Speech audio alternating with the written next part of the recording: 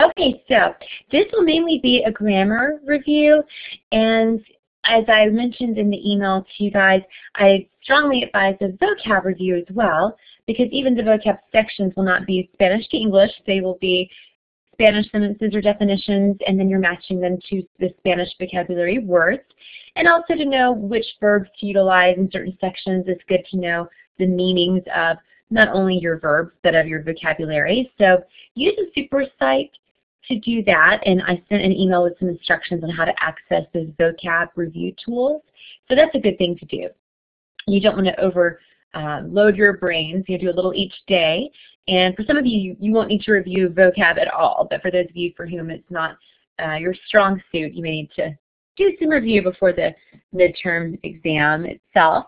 As far as the layout of the exam, there is a review sheet in iCollege, and the review sheet walks you through what each section is like, how many points there are, what the structure is, and it gives you sample questions, as well as some tips on page numbers and concepts to review. So that is there for you guys to review on your own so that you'll know how the exam is structured. So we won't be going over that part tonight. We'll mainly use this as a form to review grammar. And I am going to make available this whole session as a recording, and I'm also going to make the PowerPoint available separately and hopefully the MP3 file, so you can just listen to the audio offline if you want to.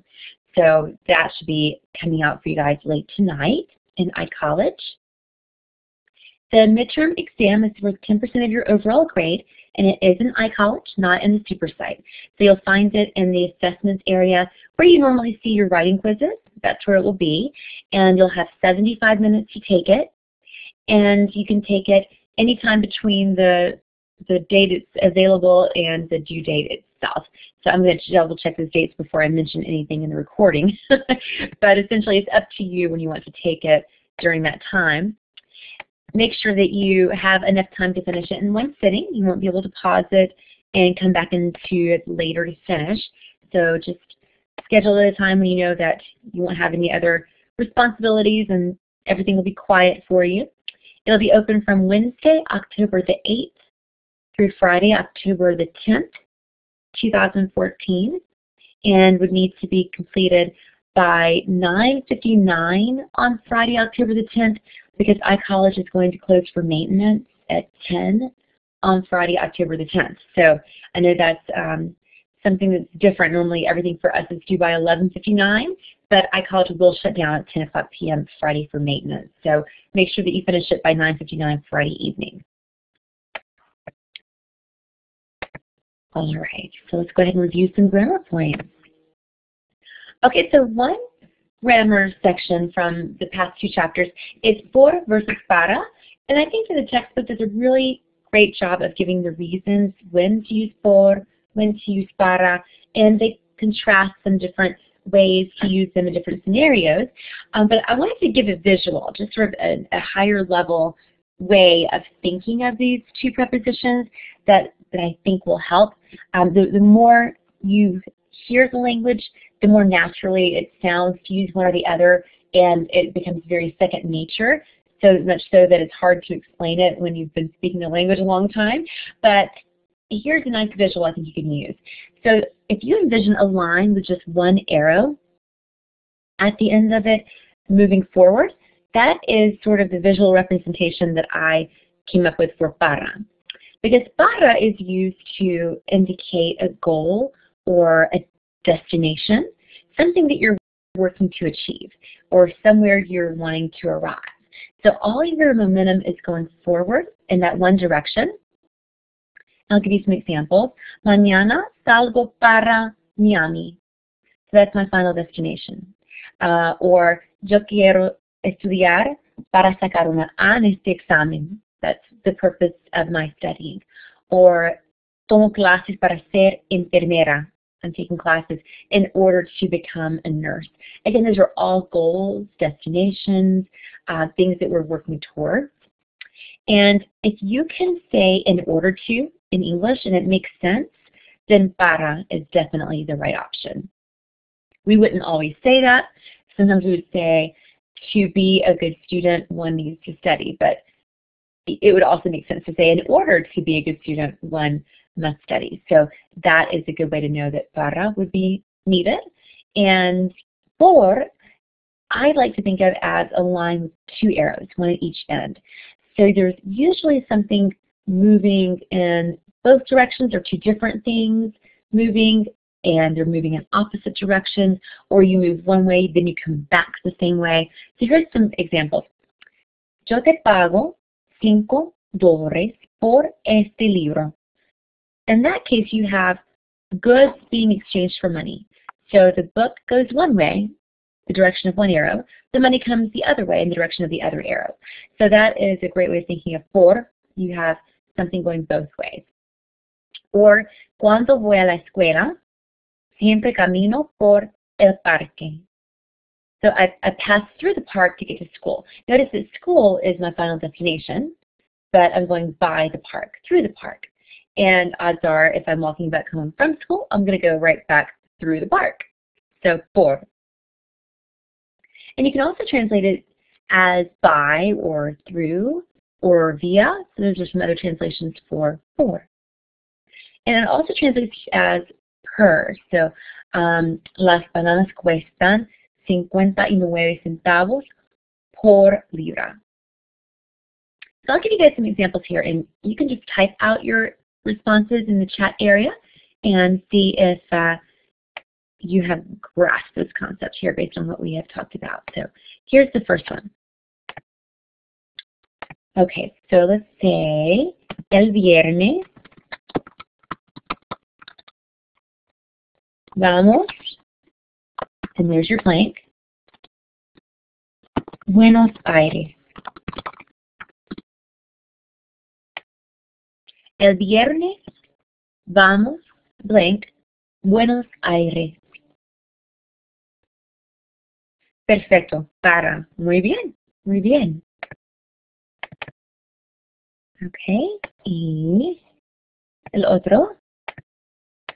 También un segundo aquí.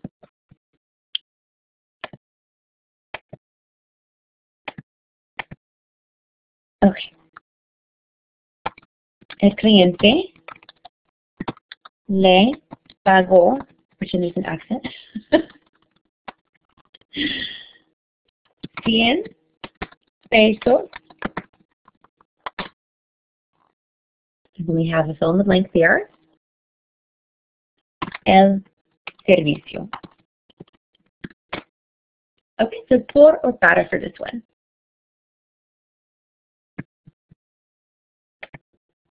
Sí, por. Muy bien.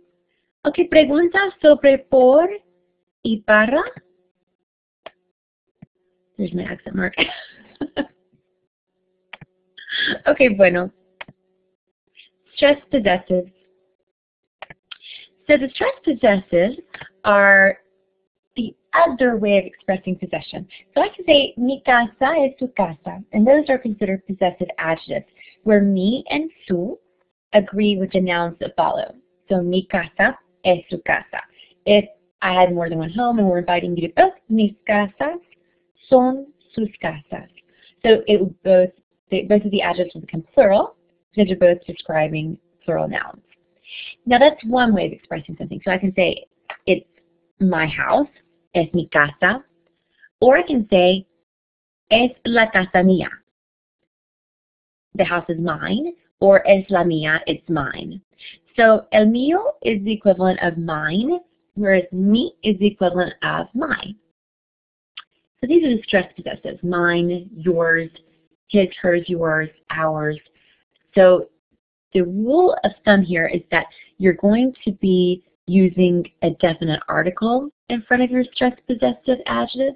So not just mío, but el mío, la mía, los míos, las mías, rather, when you're using them as pronouns. So notice that I say es mi cuaderno. If I were to say es el cuaderno mío, then the mío would be an adjective describing cuaderno. But when I just say es el mío, it's mine, notice how cuaderno disappears, the noun goes away. So now mío has become your pronoun. So the el is needed to refer to that noun. So es el mío, it's mine. Son tus mochilas, son las tuyas, they're yours. You want to make sure that you make the stressed possessive agree with the gender of what is being described. So in the first sentence, el cuaderno, singular, masculino. In the second, mochilas, femeninas, plurales. Entonces, son las tuyas for the second one for that reason. On the exam, they'll be just like this. You'll provide the underlined pronoun form. So let's try another one.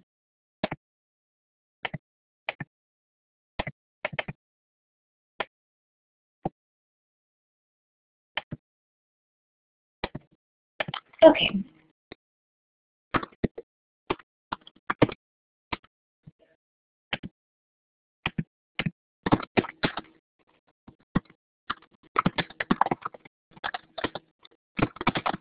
Okay, so we have es su clase, es, and now fill in the blank with the correct stressed possessive. That would mean his. It's his.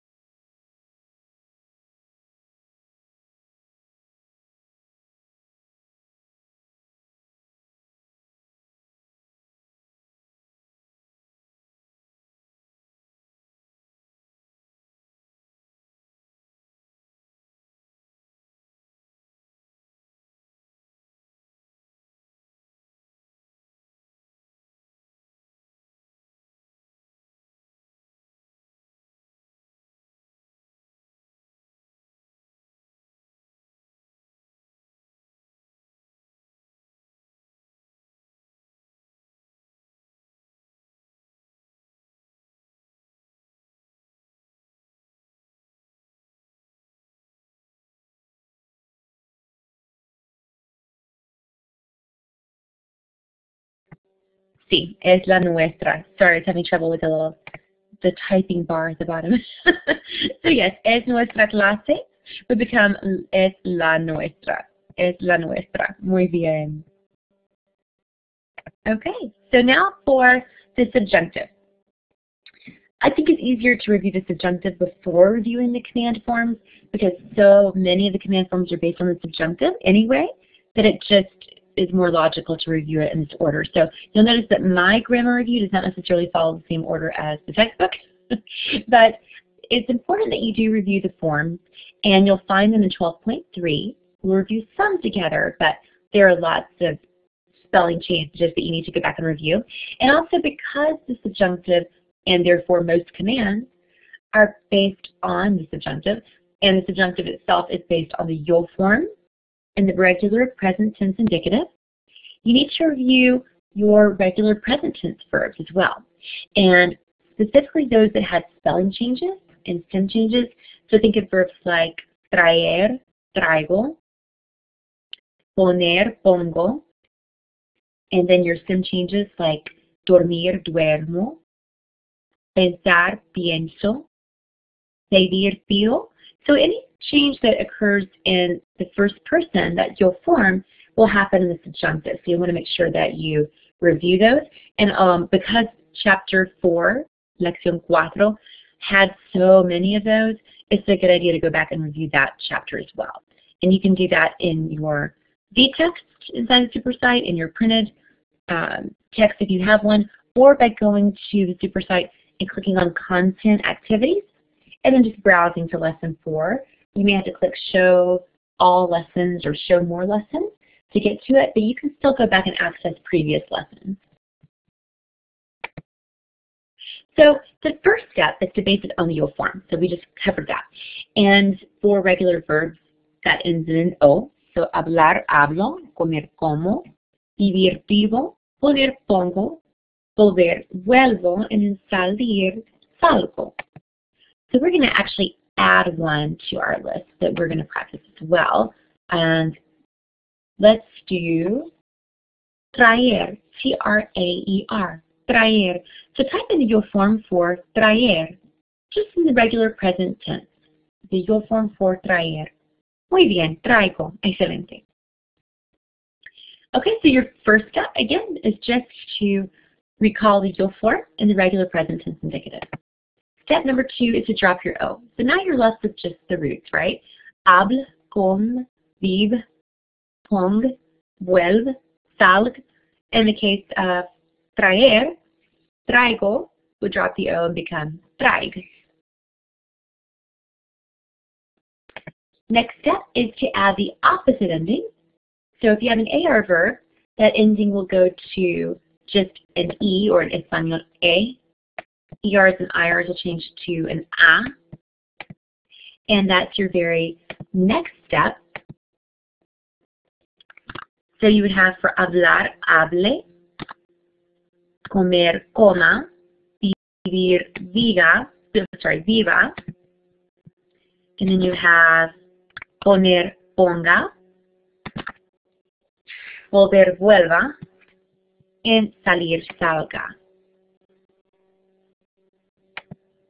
Okay, so what would you do for traer? If you have traer, we decided that it was traigo, so it does have an irregular spelling. Traigo. We dropped the O for it to become just traig, and we add the opposite ending, we would have muy bien, traiga. Como así. Perfecto. And then you just take that form and you flesh it out into a full conjugation. So the yo form and the usted, el, ella forms will be identical. But other than that, you should see resemblance to the regular present tense indicative as far as how you tack on the endings beyond that new vowel. So hable, hable, hable, hablemos, habléis, and hablen. You will not be required to use the Vosotros form, but I'll be grading the exam behind the system, so if you use it and it is appropriate, then I will certainly give you credit. Okay, so let's take a look at an ER verb, comer. Coma, comas, coma, comamos, comáis, coman. So that opposite vowel is going to follow the verb in every single conjugation. And then if you have one that has an irregular spelling, then that irregular spelling will happen in every conjugation. So salir, salgas, salga, salgamos, salgáis, and salgan. Okay, so let's try traer.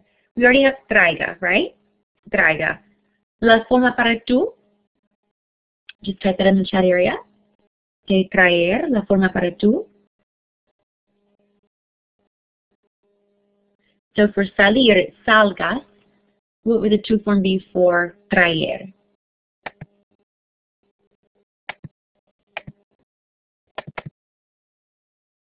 Traigas. Muy bien. Usted, el, ella. Again for traer. Usted, el, ella.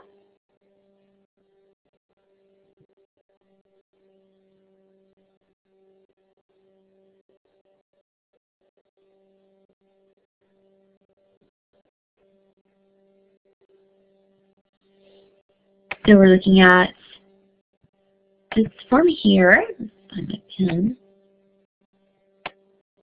This form here. So we have salga for salir. So what would it be for traer?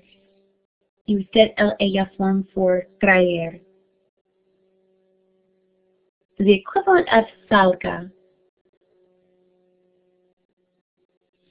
Traiga. Muy bien. And then sí, traiga. And then traigamos, the one that we already had seen in the chat area. Traigamos for nosotros. Traigamos. And traigan, just like salgan for the ustedes, ellos, ellas for.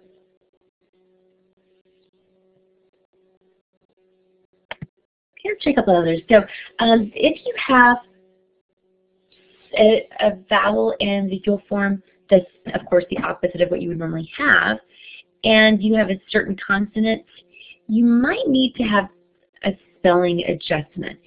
Let's take a look at buscar. So if you have buscar, for example, and you were to follow those steps and change to your opposite ending, you would wind up with B-U-S-C-E, right? So you'd have B-U-S-C, your O would have been dropped, and then you would have an E on the end. But let's take a look at that, pronunciation-wise. This word here would actually be pronounced buse, B-U-S-C-E, buse, because of the fact that the C becomes soft like an S before E or I. While before A, O, or U, it's a K, like the letter K. So instead of buse, they change it to a Q-U, and you get busque. Busque. You saw that in the preterite tense, right? The yo form was busque, con acento en la E. Now there's just no accent, so busque, busque. But notice how it does happen in every single form, because now you have a new vowel, that E, after every single root in every single form. So you do need that spelling modification everywhere. Busque, busques, busque. Busquemos, busques, busquen. Same thing happens with GAR verbs. They change to GUE. And the reason for that, of course, is that if you had PAG and just an E, then your G would no longer be pronounced ga, ga. It would change pronunciation to like Argentina, gente. So that would be P-A-G-E, paje. But they don't want paje, they want pague. So the U comes into play. And the other one that does this is a VAR ending verb that changes to CE. So empiece with a C, empiece, empiece. And the reason for this one is, does not have anything to do with pronunciation. It's just a common spelling change in Spanish. If you think about it, lápiz ends in a Z, but when you make it the plural form, it's lápices with a C. If you have 17 as 3 separate words, 10 ends in a Z. But if you change it to one word, 17, the Z also changes to a C. So it's just a very common spelling change throughout the language in nouns as well as verbs. So what to do about stem changing verbs? Well, if they changed in the present tense indicative, there'll also be stem changing verbs in the subjunctive. So let's take a look at those. Pensar is an AR verb, and it had an E to IE stem change. So the yo form was pienso. Remember that we base everything on that yo form, and that's the most important. If you can remember that, then you will not fail. So, and I mean that in not that you will not fail the class, but that you will not fail in being able to conjugate the subjunctive. So pienso, also you'll probably not fail the class either. Pienso would be your form that you use. And then you would drop your O, change to the opposite ending, and get piense. Piense. And so going through the conjugation, piense, piense, piense, just like in the regular present tense indicative. And remember how it did not have the stem change for the nosotros and vosotros forms? These two here had the regular stem from the infinitive. So pensemos, penséis. The subjunctive doesn't have that stem change either. And then finally, piensen does have it. So in the present tense, regular present tense indicative, you may have been taught about the shoe form or the boot, because the forms that do have the change sort of look like a shoe or a boot. I like to call it the stinky boot because the odor in the boot is so foul that the vowels morph into other things, and therefore the vowels are different. Meanwhile, the guys outside the boot have fresh air. They can breathe. So because of that, they do not change. They have oxygen. So however you want to remember it. Same thing for your ER verbs. So, vuelva. Gracias. Vuelva, vuelva, vuelva. The same as you would have in the regular present tense indicative, because you had O to UE changing there as well. And vuelvan. But outside the boot, fresh air, volvamos and volváis.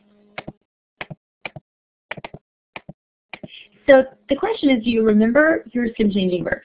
And if you don't, then go back to Chapter 4, Lección 4. That's where you'll find the vast majority of them. Okay, so that's what happens with AR ending verbs and ER ending verbs in the subjunctive. But when you get to IR ending verbs, there's a little extra funky going on. So I'm not sure why, but these stink everywhere. So we have, for example, preferir. You have an E to an IE. Prefiero. Dropping the O and changing to the opposite vowel becomes prefiera, prefieras, prefiera, prefieran. So for those performers, they're exactly like what we would expect. However, if you look at nosotros and vosotros, they are really different. So it's prefiramos and prefiráis. And those are not at all like the regular present tense indicative. Completely different. So the changes you're going to see that are in the nosotros form and in the vosotros form will be that your E will change to an I, or your O will change to a U. So with dormir, where you have an O to a UE, duerma, duermas, duerma. But here you have durmamos, durmamos. And that's just a single vowel change. The O changes just to a U. Just like here for prefiramos, the E changed just to an I. Same thing for durmais. And then you go back to your duerman, duerman, your normal stem change. Okay, so I'm going to pause for a minute and see if you guys have any questions about how stem changing verbs work in the subjunctive.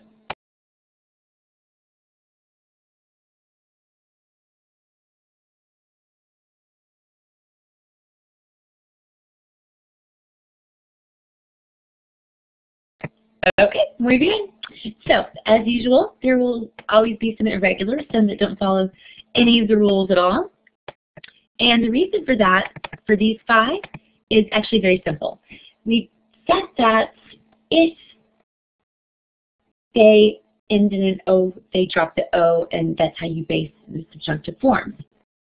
However, if you look at these, none of these end in an O. So, ir voy, saberse, ser soy, estar estoy, dar doy.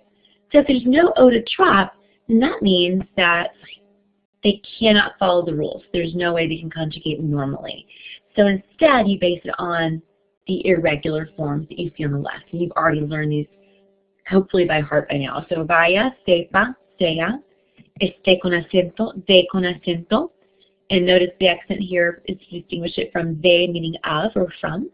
And then haya is the subjunctive of haber. The indicative form is I, like there is, there are, I, and the subjunctive haya.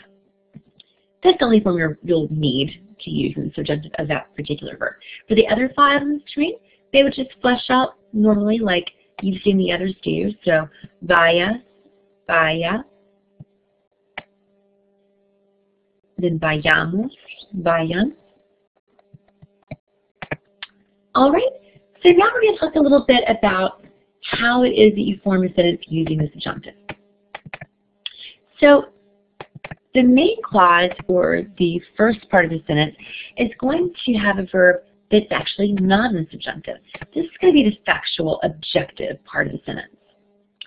Then you have que, the word that connects the two parts of the sentence, which means that in this case. And finally, your subordinate clause, or the second clause, the second part of the sentence, the part after que, will have your subjunctive verb. And just as a note, on the midterm, this is not going to be so important because you'll be told in this section you need to conjugate the verb to the subjunctive. So you will be told use the subjunctive for this section. This is mainly to kind of get everyone on the same page as far as how to formulate sentences using the subjunctive, because it's going to be such an important part of Chapter 13. In fact, all 3 grammar points are the subjunctive. So this will be really important going forward. Yo recomiendo que ustedes estudien. Notice that the first verb is not in the subjunctive. So I recommend, it is a fact, I do recommend that you all study. That recommendation is factual. You can observe it right now. Now, the part that I don't have control over is whether you do study. Now, I see that those of you online tonight are doing your part, but I'm not sure about the other students who are going to be watching the review session. Will they watch it? Will they follow up? Will they study on their own? I can't make them. So notice I'm using the subjunctive because I have no control over that action. I do recommend it. That's within my control. But I can't make you all study. That's outside of my control. So the subjunctive, the clues as to when to use it are that usually you'll have a change of subject. Notice I have yo on the first half of the sentence and then ustedes on the back half. Usually there's a lack of control over whether it happens or not, and that's the case here. You can also think of subjunctive as being subjective. So hypothetical. So maybe y'all will study, maybe you won't, not sure. And the indicative is being objective.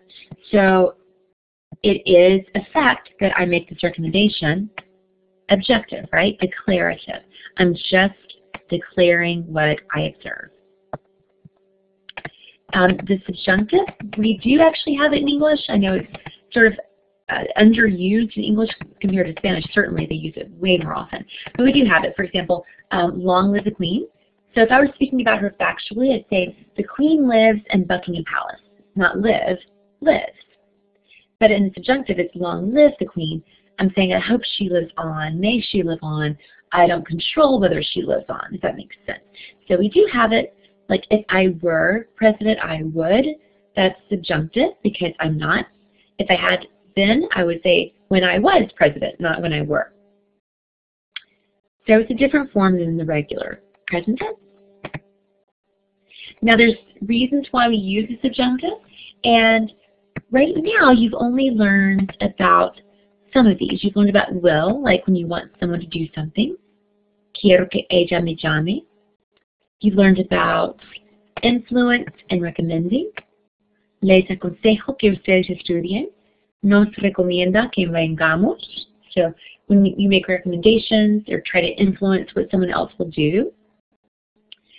Going forward, you will be learning about emotion as a reason, doubt, disbelief, and denial, and also the expression ojalá, which means I hope that. So those will be more important down the road. But what's really interesting is that if you look at the first letter of the reasons for using it, they spell out weirdo, which is basically how English speakers feel about using the subjunctive in the first place. It feels very strange to us. So will, emotion, influence, recommending, doubt, disbelief, denial, and using ojalá. But again, for the purposes of the exam, just will, influence, and recommending, and they're so tightly knit that sometimes it's hard to tell which one of those 3 reasons is being used. So, but that's just to give you something to base Chapter 13 on, to tie it in with what you've already learned about it. But again, you will be told in the exam when to use it, so no worries there. Okay, so I'm going to pause for a minute. Our last topic is the commands in Spanish, and I just wanted to let the subjunctive sink in. I wanted to wrap that up with sort of how and why to use it, although on the exam that's not quite so important as knowing the different conjugations and how to form it. But any questions before we finish with commands?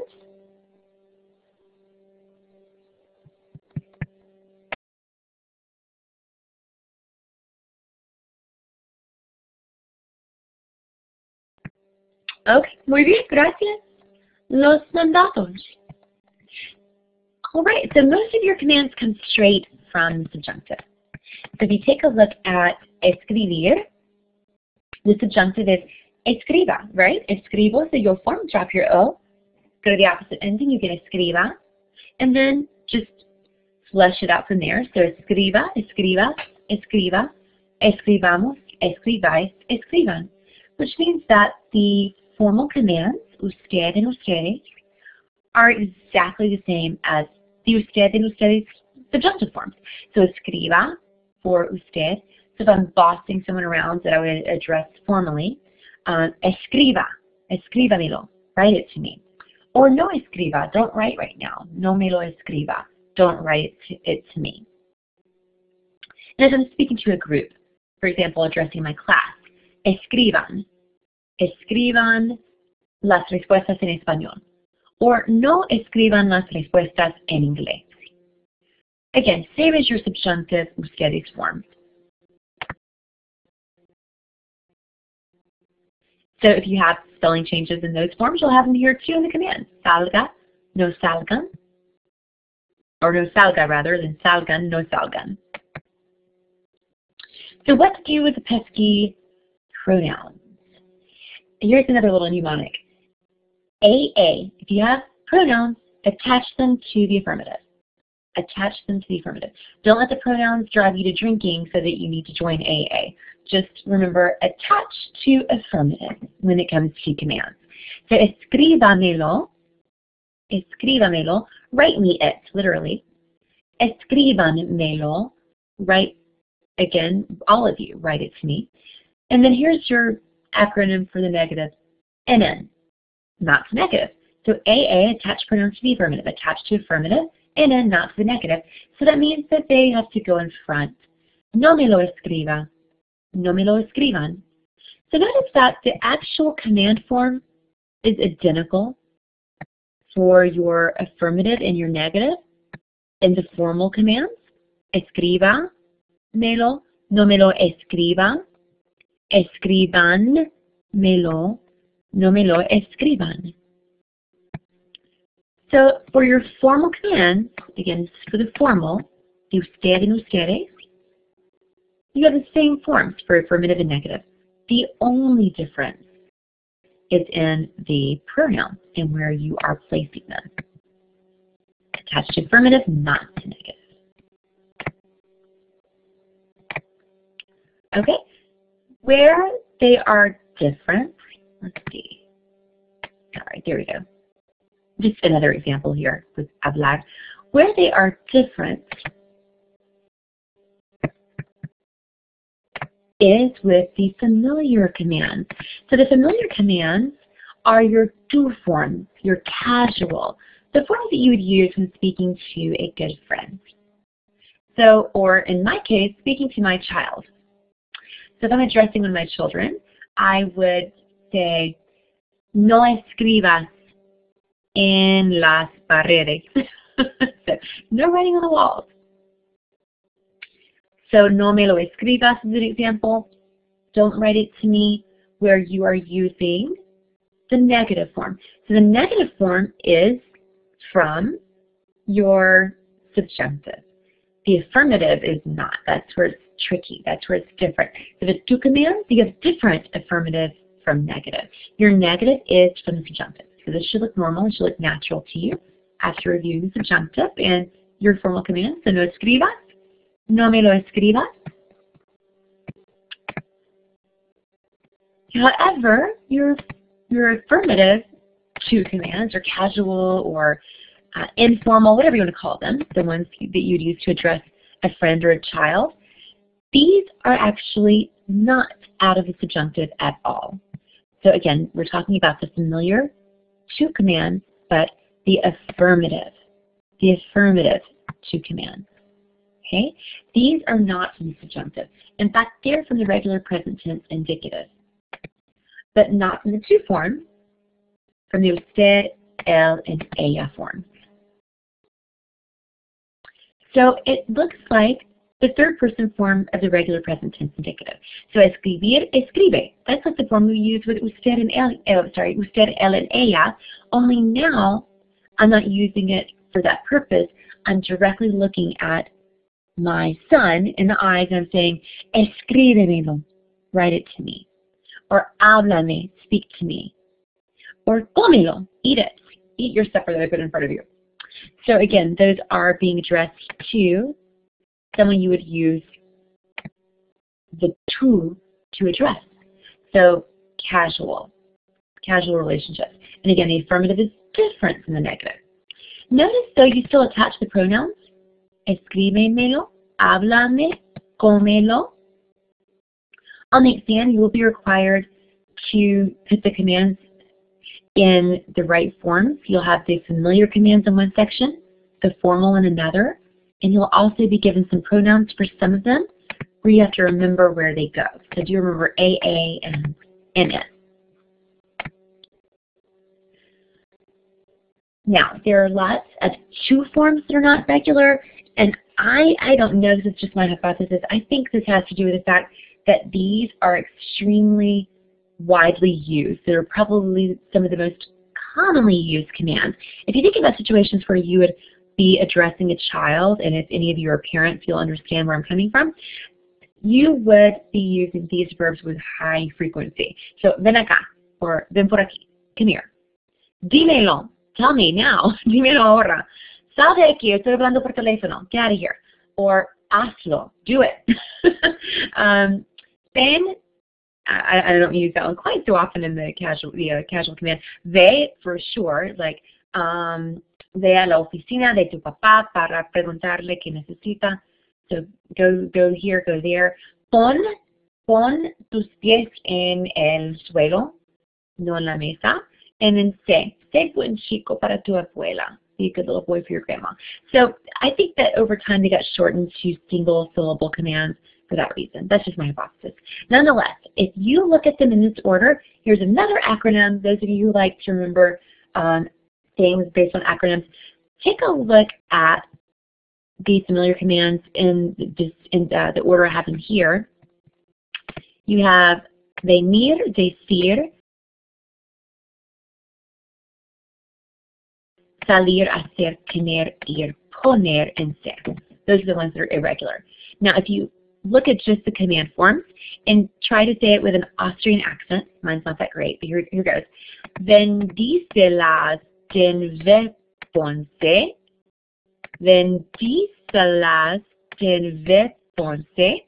It sounds like Vin Diesel, the actor, has, as in he owns, 10, the number, weapons, guns, doesn't he?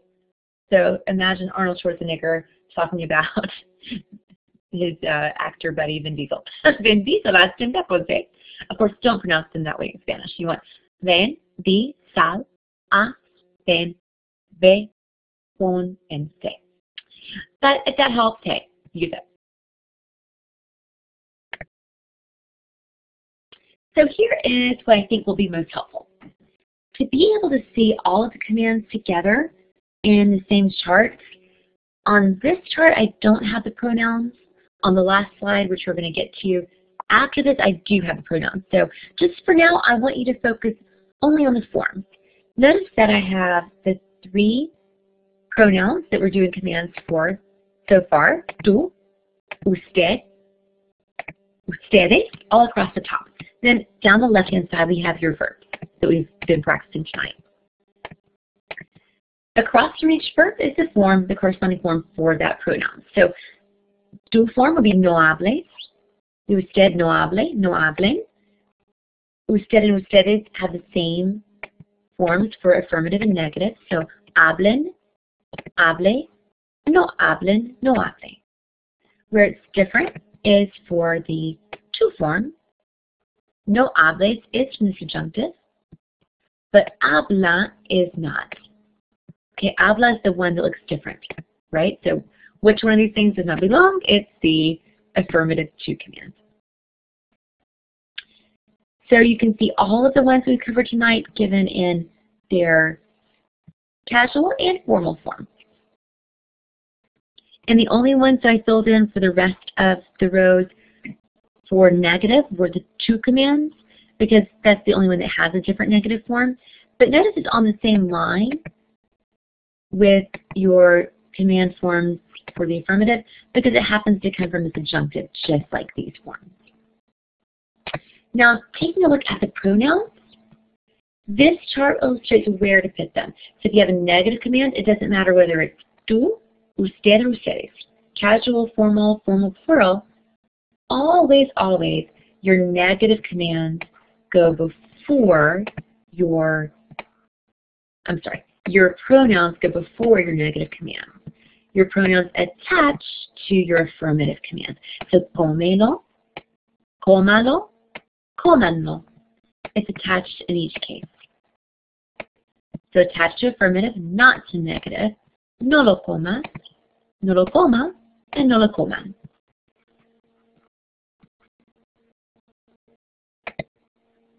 And if you're having trouble with commands, because they do comprise a pretty large portion of the exam grammar-wise, you may want to do a chart similar to this just for other verbs. Just randomly pick some verbs and try your hand at making the same kind of chart, and that will probably help to visualize it for you. And that concludes our grammar review session. So I'll open it up for questions. And feel free, if you have a mic or a phone and you want to ask me a question out loud, that's perfectly fine. Or you can just text chat me questions that you have.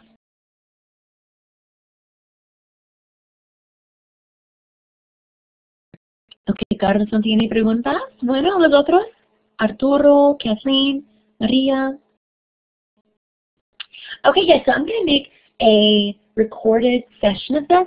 Now, the chat itself, what you're typing on your side, I don't think is going to be captured, but what I have over in the main screen with all the slides and all of my audio will be captured.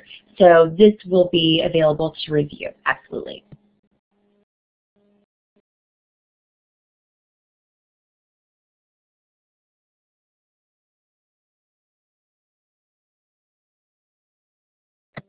¿Otras preguntas?